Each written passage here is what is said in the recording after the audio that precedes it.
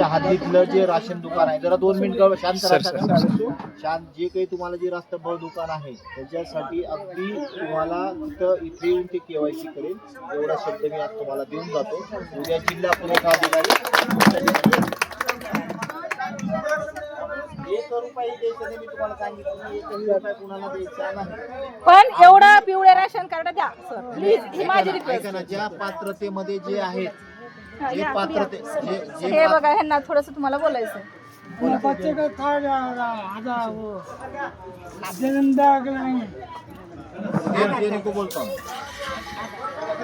पगार नाही. सर ज्या डिलिव्हरी घरी झाली आहे तर त्या लेकराला कुठलं शाळेत घेण्याचं तर ते काय म्हणाला जन्म दाखला घेऊन या.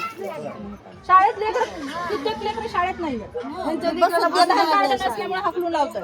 मग मला सांगा, आधार कार्ड द्या आम्हाला, करू आम्ही राशन कसं रे काही भीक मागून खातो म्हणायचं, पण आम्हाला आधार जर नाही तर लेकर पुढे शिक्षण कसं घेणार आहेत? म्हणजे तीच अजून परंपरा करायची का भीक मागायला लावायचं आणि पुन्हा त्या लेकर शिक्षण नंतर तेच काम करणार. ते काय करणार? जन्म दाखला आता घरी डिलिव्हरी त्यांचा कुठून आणायचं? आपण हे उद्या DSO येतील, तुम्ही यादी बनवा, यादीच्या अनुषंगाने तुमचं ते प्रोसिजर होऊन जाईल.